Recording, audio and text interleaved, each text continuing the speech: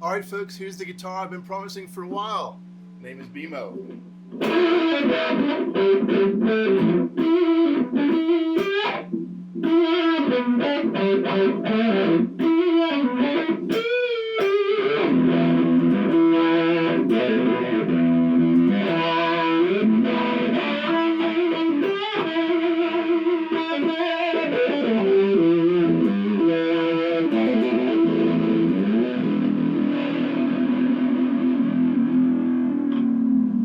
Well, enough with the tomfoolery.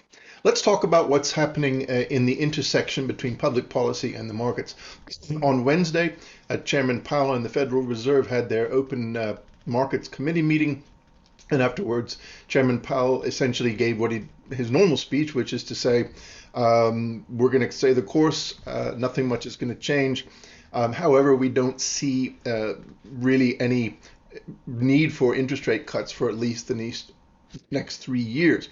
Now, that made markets very unhappy. And in fact, they took quite a dive in the afternoon after the announcement. And this morning, I'm recording this on Thursday, they were also down. So why? Why would that be the case? The Fed says they're keeping interest rates low. So why should anybody be upset? Well, the problem is that the Fed has said two things. One is that interest rates are going to remain probably where they are, which is near zero for the next 3 years. That implies that the Fed thinks that the economy is going to remain under the weather for at least the next 3 years.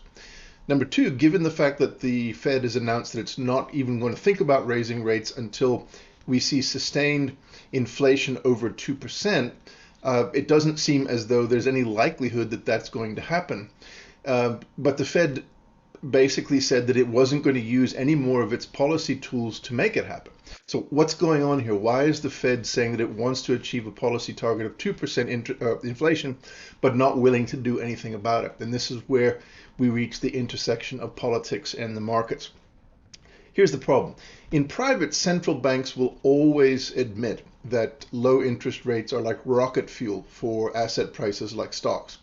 But in public, they do not want to be associated with stoking the stock market. They will casually mention it as a side effect.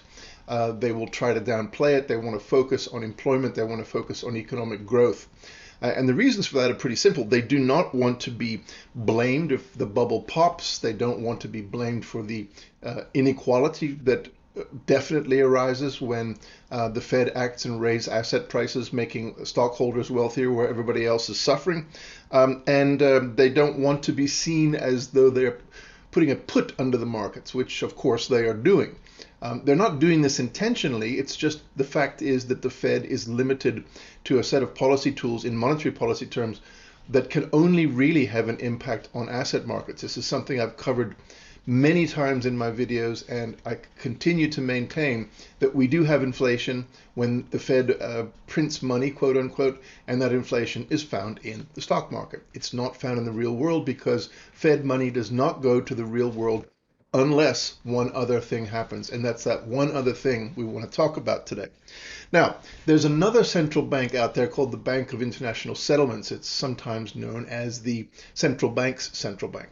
They released a report recently that estimated that the impact of Fed rate cutting on the US stock market recovery since March is responsible for about 50% of the rise in stock prices. Right? So they are not beholden to any one government, so they don't have the political problem that Jerome Powell and the Fed has.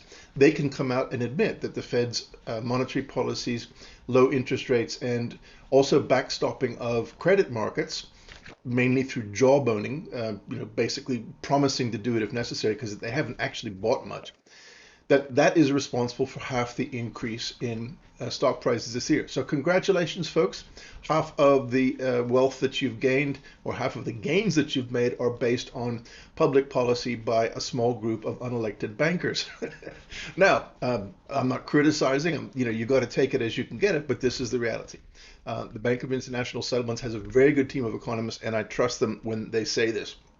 So if the Fed is saying that we don't see the likelihood of a economic recovery in the next 3 years, but at the same time says it's not willing to do anything else, like, for example, intervening by buying more assets out of the market, by quantitative easing by buying up more bonds, etc., then what's going on? Why is the Fed not willing to take the next step?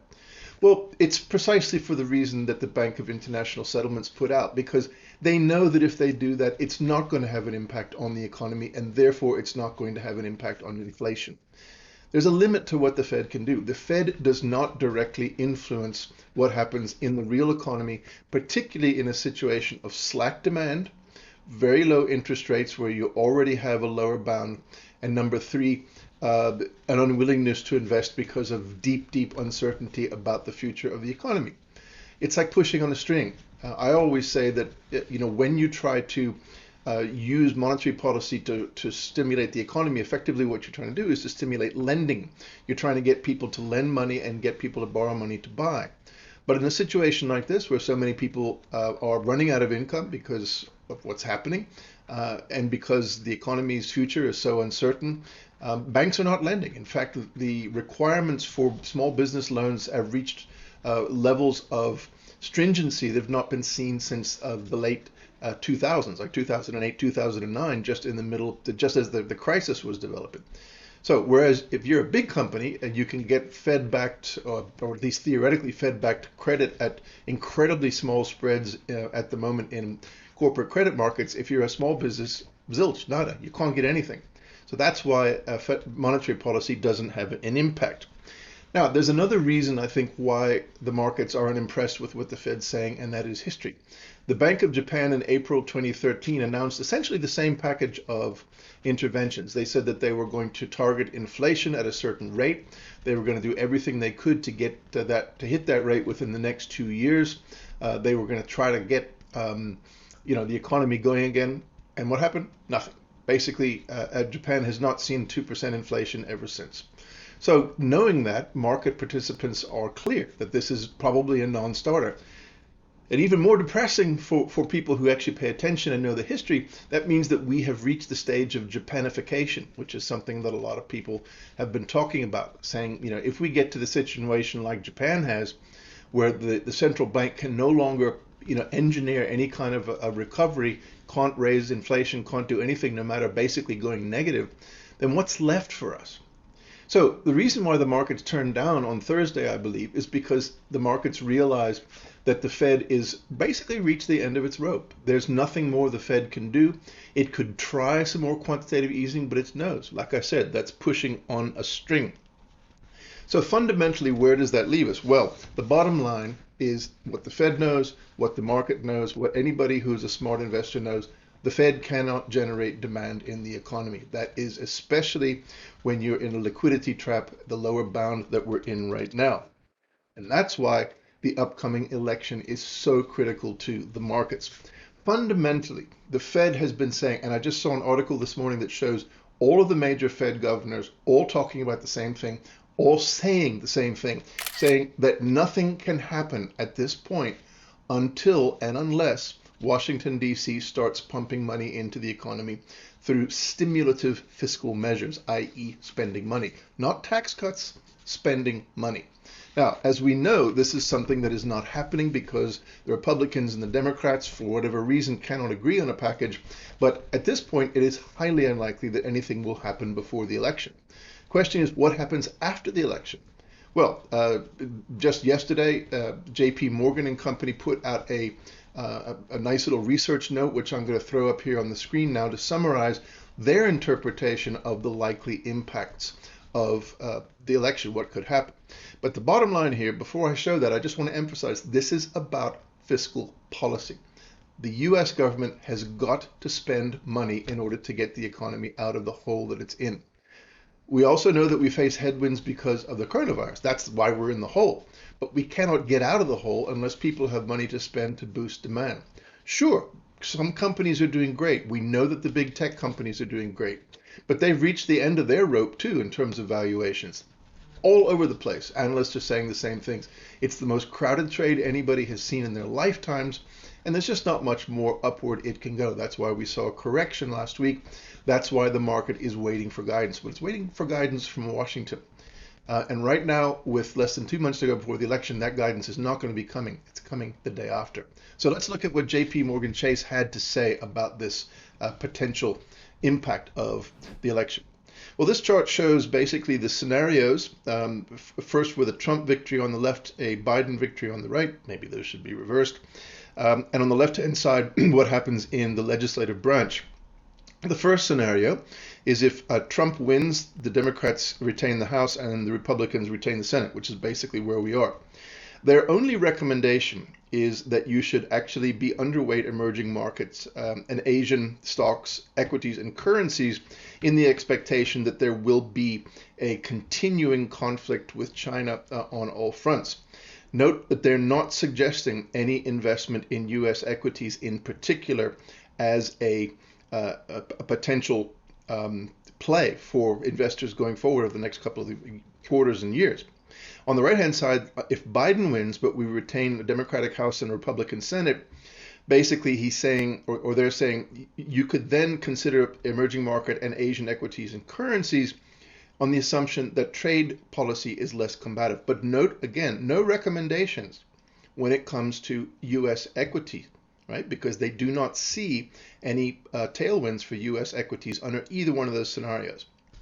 So what happens if Trump wins the presidency, but the Democrats capture the House and Senate? Well, they're saying you should buy basically hedging currencies, the yen, the euro, gold, something that I've recommended earlier this year when we were in the midst of the crisis, basically because there's an assumption that we will start to see even more political conflict in the United States and the possible revival of impeachment. Now, certainly you don't have to even take a position one way or another on the politics of it to know that if the president is reelected, but the Democrats win the House and the Senate, that's going to raise a lot of concerns about people about the legitimacy of the electoral system in the United States and the electoral college and all that kinds of stuff.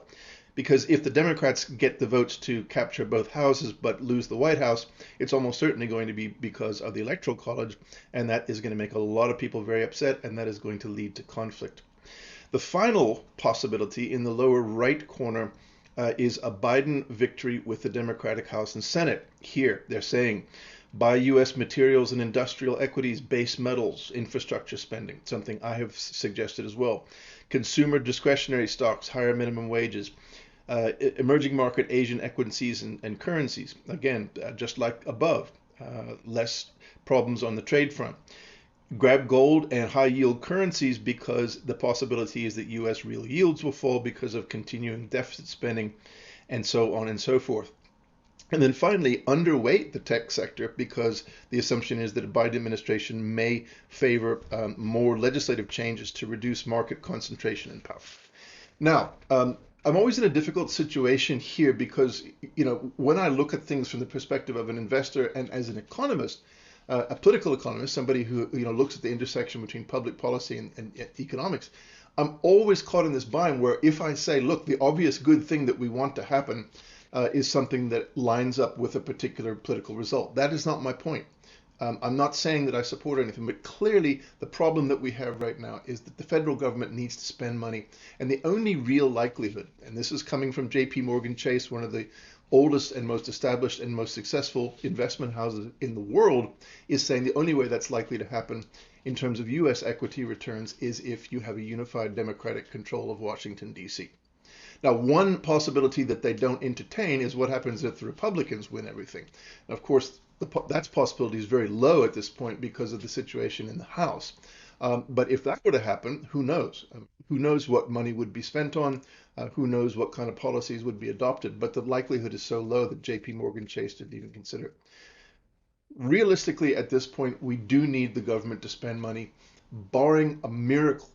It seems highly unlikely that a Trump election would lead to that kind of situation, either because of a split in the House, between the House and the Senate, controlled by different parties, or simply because the Republicans in the Senate in particular are not willing to deficit spend because they've already shown that they don't want to do that. They've already told the president and the White House that they don't want to spend as much money on relief as the White House does.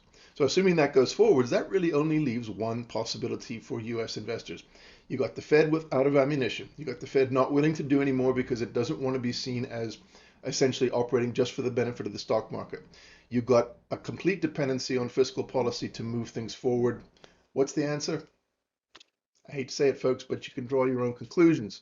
Now, this again is coming from the perspective of basically the idea that it all depends on federal government stimulus. And yes, that is a Keynesian idea.